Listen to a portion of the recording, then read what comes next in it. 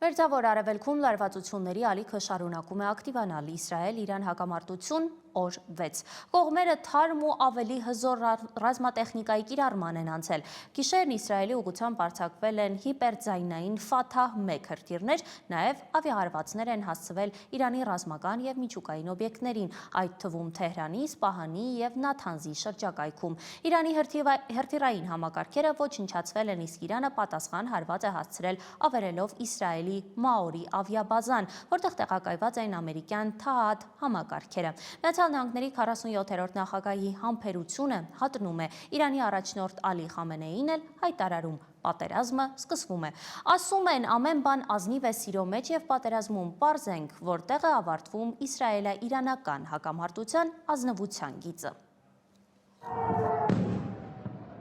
Աշխարհից հնչող խաղաղության ու կրակի դադարեցման կոչերի ֆոնին ամեն օր Իրան-Իսրայել հրթիռային հարվածների ինտենսիվությունը միայն աճում է։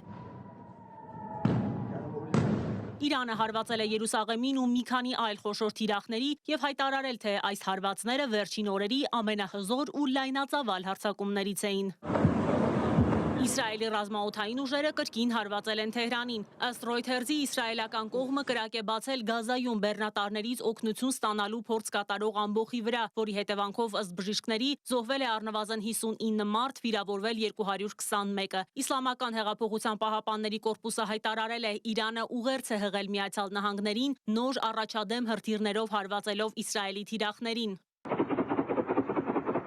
Ըստ իրանական իռնագործակալության վերջին հարվածների ժամանակ օգտագործվել են Ֆաթահ հրթիռների առաջին սերնդի մոդելները, որոնք բազմիցս հաղթահարել են Իսրայելի հակահրթիռային պաշտպանության համակարգերը և ըստ լրատվամիջոցի փոխանցել են Իրանի հզորության ուղերձը Թել Ավիվի պատերազմասեր դաշնակցին, որն ապրում է պատրանքների մեջ։ Իրան-Իսրայել հրթիռակոծությանը զուգահեռ Միացյալ Նահանգների նախագահն է հրթիռի արագությամբ նոր գրառումներ տեղադրում X-ի իր էջում։ Թրամփը Իրանին 24 ժամ է տվել հրաժարվելու իր հրթիռային միջուկային ծրագրերից և հանձնվելու համար, ապա գրել, որ Միացյալ Նահանգները ամբողջությամբ վերահսկողություն ունի Իրանի օդային տարածքի նկատմամբ։ New York Times-ի տեղեկություններով ամբողջ տարածաշրջանում ամերիկյան զորքը բարձր պատրաստվածության է բերվել մտավախությամբ, որ հակամարտությունը կաճի ավելի լայնածավալ պատերազմի։ Ամերիկացի պաշտոնյաները կարծիք են հայտնել, որ հարձակման դեպքում Իրանը կարող է ականապատել Հորմուզի նեղուցը Պարսից ծոցում Միացյալ Նահանգների ռազմանավերը արգելափակելու համար։ Լիլիթ Մուրադյան, Reopen Media։